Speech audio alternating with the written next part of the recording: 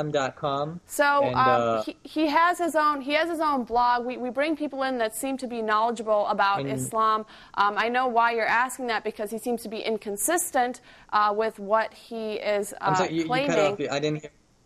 About Islam, Yeah. but Kamal and Waleed are both responding to that. However, we would give you more time, but we're running out of time. So we'll take our last call of the evening, and then we'll turn it over to Waleed. Who do we have on air with us? I'm not sure if I'm still on. Hello? Welcome to the show. Who do we have on air with us? Hello? Yes, we are taking our next caller of the evening, our last final call of the night. Who do we have on air with us?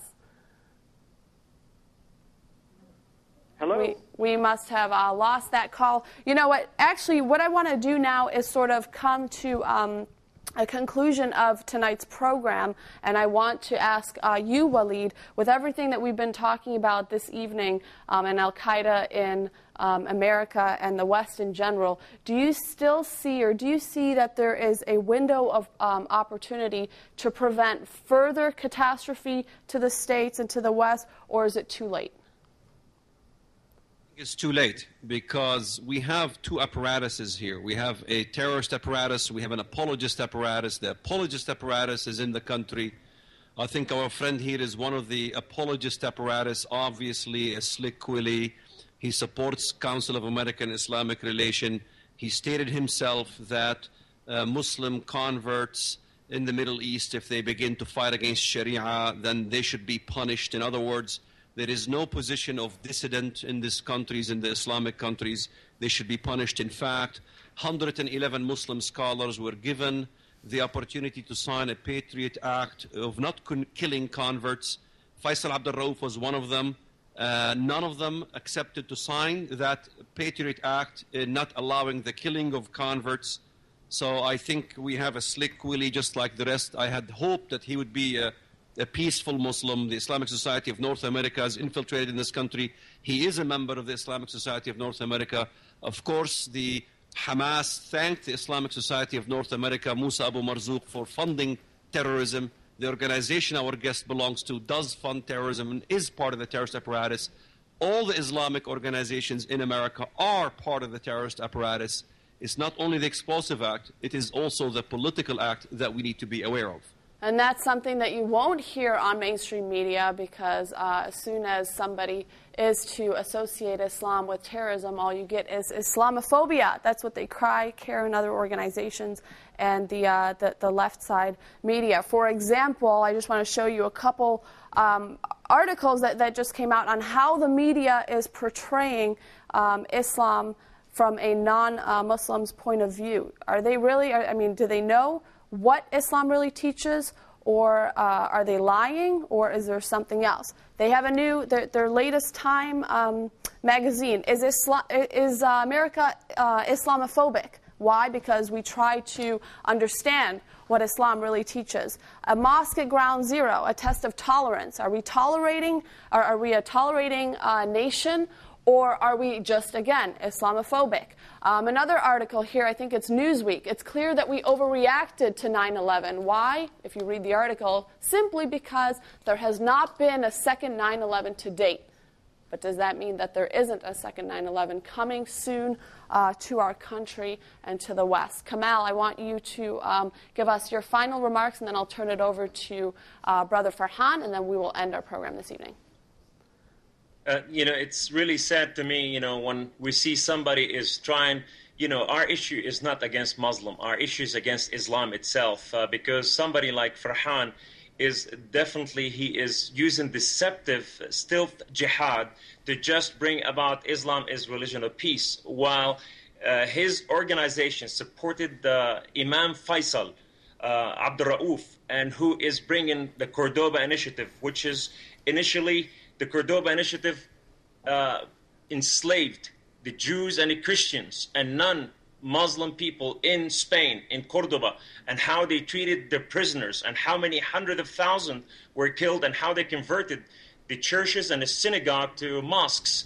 And in the name of peace and in the name of lie, that they trying to infiltrate our country and bring about a peaceful gesture, it's really hateful and deceptive, and it's stealth. in every way, form, or shape, and this is what's called Islamofascism. Nazism and Islamofascism are co-heir in here, because it's the same methodology. This is what Hitler did. Even when they gave him Czechoslovakia and made a peace with him, he later on killed over 60 million people.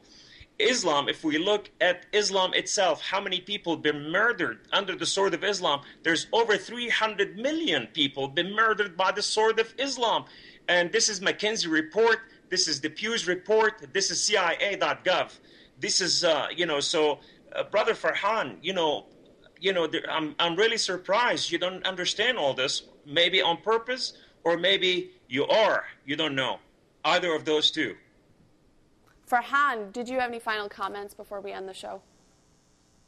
Yeah, absolutely. There have been so many words that have been put into my mouth that I never said.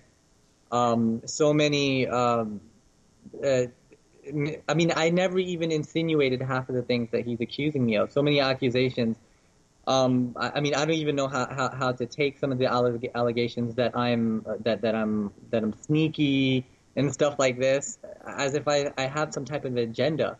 And then, but what I want to comment on is some of the comments that you made, such as, well, we don't know if there's going to be another 9/11. But don't you understand that when you say that, you are fulfilling the definition of Islamophobia? When you try to take and categorize Imam Rauf into the same category as Al-Qaeda, when Imam Rauf has been consistent and constant before 9/11 and still is today in his condemnation of terrorism and terrorist activities. He's written like 5 books on this, where Islam is right and where America is right. He's a very patriotic American. And for you to come on here and insinuate and try to categorize all of this into a negative piece is the definition of Islamophobia. Well, you're the one that's spreading Islamophobia. You just gave an example of it. The only thing that we said was, is there another 9/11 coming? Is it coming from our thoughts, our own imagination? No. You see videos. Go to memorytv.org and watch the videos. Watch the threats. Listen to these Muslim leaders of the Middle East saying that the 9/11 is nothing comparing to what's going to come next. So it's not Summer saying it. It's not Kamal saying it. It's not Waleed saying it. It's what the Muslim scholars themselves are saying. And where are they getting this? They're getting this from the Islamic sources themselves. We have to end the show. I want to thank all 3 of you for joining us this evening. We'll be back in 2 weeks, and we'll be discussing the topic inside the mind of a terrorist. The total number of terrorists in the U.S. may just be a fraction of the total number of American Muslims today, but what about tomorrow? And even if they are just a minority, like what you, Farhan, said, look at what this so-called minority did on September 11th, 2001. Who's stopping them? Is our government? Just last week, President Obama said that this country is not at war with Islam. We urge you to look deep inside the root cause of terrorism and do your part. Until next time, have a good night.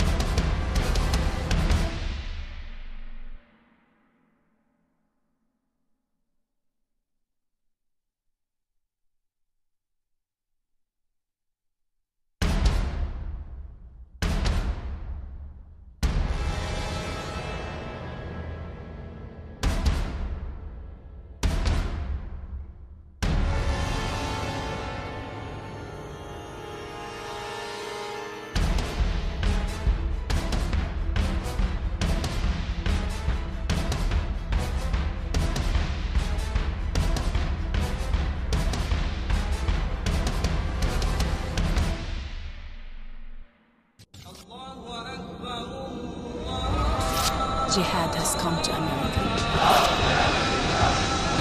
Constitutes the most devastating series of terrorist attacks in history. The only deen Allah accepts is Al-Islam. And whoever seeks any other deen apart from Islam will never be accepted. Allahu Akbar! We stand together to win the war against terrorism.